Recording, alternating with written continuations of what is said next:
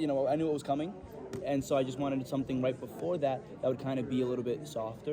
And when I read the scene, I was just so like, oh, this is it. BD here, welcome back to the YouTube channel, and in this video we are talking about the finale of The Penguin. It's over already, gone so soon. I'm going to share my thoughts on the episode, complete with a rating out of 10. At the end of the video, I'm going to share insights from Victor Aguilar actor Rhenzy Feliz. Full spoilers ahead. Please go ahead and subscribe to the channel because it helps me keep videos like this coming your way. Thank you so much in advance. Let's jump in. First of all, this episode showed the true relationship of Oz and his entire family. His mother knew all along that he killed his brothers, and that flips the script on the end of the episode which preceded this one. Genius writing! The scene from last week that I felt like was just bad parenting was actually a pretty bad parent already who neglected her son a bit. Being a worse parent, but also taking advantage of a situation because Rex Calabrese influenced her on doing it, and I think the writing on that was just tremendous. I think that the unveiling of that and flipping the script and flipping the perspective is something the Penguin is doing so well, so many times. I love this show for how well it really just messes with our heads and makes us think one thing is happening, think one thing of a person, and then you think a different thing when you actually get the full context. Also, Rex Calabrese was ready to just take young Oz out. That guy is... these people in Gotham, they don't mess around. Like, this is insane. Like, this is Game of Thrones level in-family drama and betrayal and awfulness. And this episode, specifically the scene with Oz and his mom and Sophia, solidifies the fact that Oz is an actual piece of shit. Like, he is one of the worst types of people who could ever exist. He is a liar and a sociopath and a narcissist in the most extreme ways a person can be that. And then he only doubles down on it at the very end of the episode, but we'll get to that in a minute. Victor Aguilar has come full circle, and I don't mean he's dead. He is. We'll hear about that. But he used to have trouble even talking to people, to anyone, and he tried to rally a bunch of gang members fearlessly, knowing that those are the one kind of people in Gotham who are really going to instantly give him consequences for even the slightest level of disrespect. That was an epic moment for Vic. I fully thought that Vic was getting taken advantage of by the Triads. I thought they were using him to set up Oz, and then I was like, how the hell is Oz getting out of this one when they all met up on the runway? Sure enough, Vic came through. Vic knew the right thing to do. Half the Triads were ready to help Oz out and betray Sophia and their own leader. Dr. Marvin Candle ain't going to be in the Batman Part 2. I also want to shout out the acting of Rhenzy Feliz, not just because he's going to be on an episode of Phase Hero on Monday morning, which you can find here on the channel and on all major podcast platforms. It's going to be a really fun interview, but because that scene in the hospital where Vic was telling Oz like he's basically a hero, at least to the people of Crown Point, Rhenzy Feliz and everyone else in this cast, they have done such tremendous work. But that scene was so poignant because it showed Vic believing in Oz in a way most people don't ever believe in Oz. It showed Oz being acknowledged, and it showed how much Vic just looks up to him. And it's such a shame he looked up to him. But he made a good point. He saw things differently than most people would because he's from Crown Point.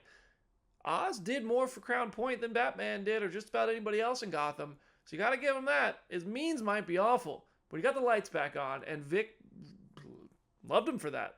And then Oz giving the speech to the councilman, who also hasn't done anything for Crown Point, was great. He's grimy up on that stage. He looks out of place in that courtroom. And then that scene with Oz selling the whole spin of Sophia and Sal Maroni and everything that happened with that explosion in Crown Point. The performance, the way they make Oz just look so out of place in that setting and gross in a clean environment, even though that courtroom is obviously quite corrupt. But just showing how jarring it is to see him come up from the underground and try to fit into a place where people wear suits was great. I really thought that led to one of the best twists of the entire show. The fact that they bought into it and they took Sophia back to Arkham rather than Oz killing her, but I'll talk about that in a minute as well. But that whole courtroom sequence I thought was great. It's nice to see familiar locations and faces like the mayor show up in the Penguin after we saw them and met them in the Batman. I don't think the mayor actress and the Penguin actor were ever on set at the same time. I think that was very clearly an opposite days shoot, maybe not even on the same set.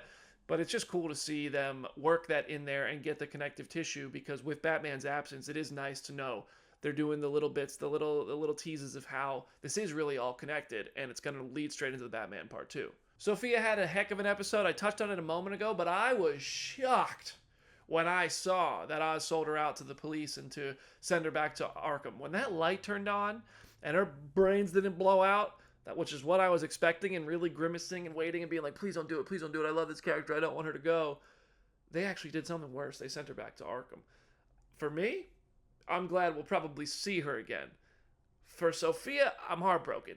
Arkham is disgusting. That place stinks. Burning down the Falcone estate was such a boss move. It was a little crazy, and I think that is something that in the future we're going to see is held against her when this Hangman narrative is probably reapplied to her, and they're going to treat her like she's crazy in Arkham again. And I really did think they were going to write her out of this whole franchise, but she's still alive.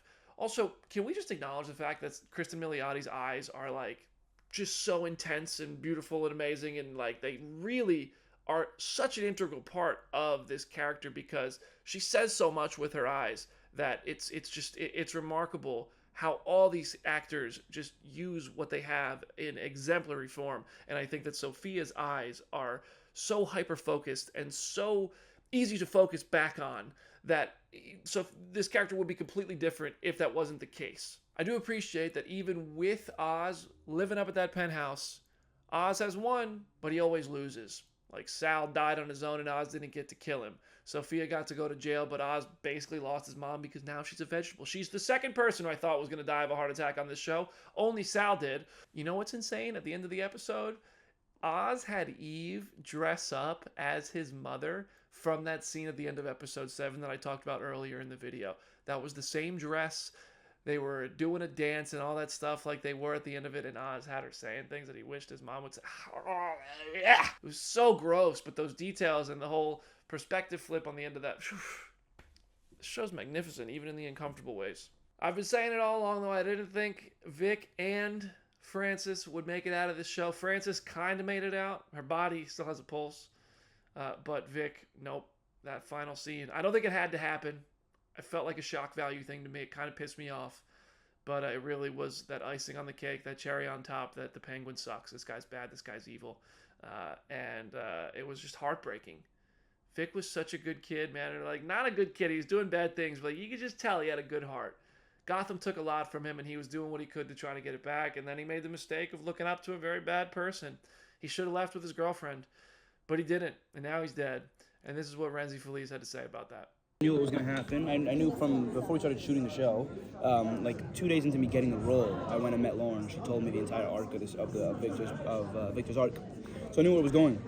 I think what I had hoped for when reading the scene that I knew was coming was that we would find the moment of just like vulnerability, because I knew how hard I knew it was coming.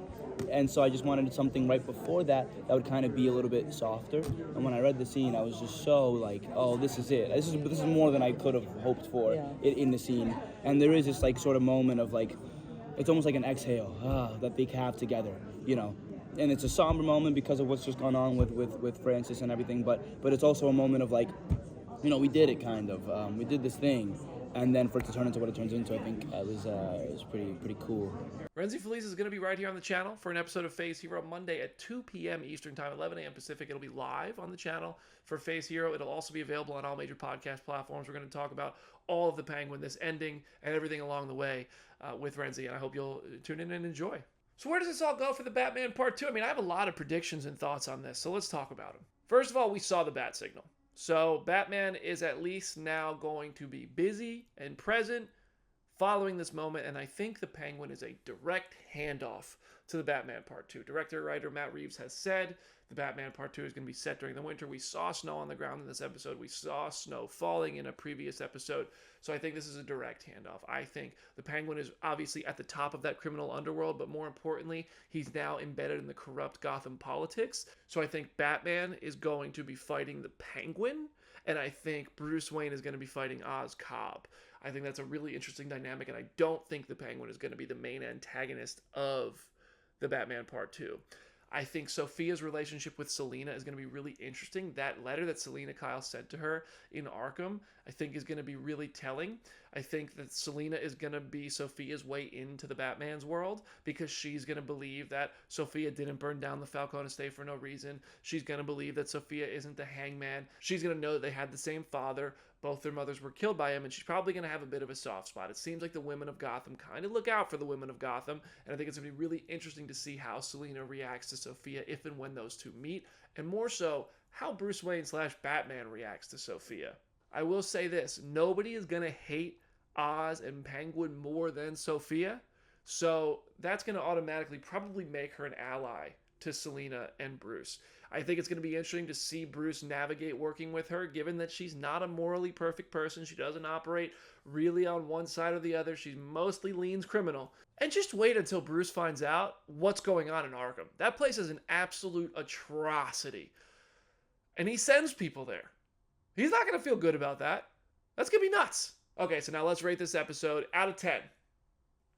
I gotta say, the cinematography, the writing, the twists, the acting, the music from Mick Giacchino, I don't think you could do anything to make a better finale than this. There was so much tension. The exposition was never said. It was only shown. That scene with Sophia, Fran, and Oz, you could just say Oz Cobb is a huge liar. He'll lie about anything. Or you can show it by having Sophia almost cut his mother's finger off while Oz refuses to break and just tell the truth. That's insane writing skill and talent that the Penguin has that I just don't see in a lot of comic book shows. And I love a lot of these Marvel and DC shows, but this was next level. So overall for this finale, I'm giving it a 10 out of 10. Okay? This is the first one. I could revisit and say maybe episode 4 is also a 10, looking back at it.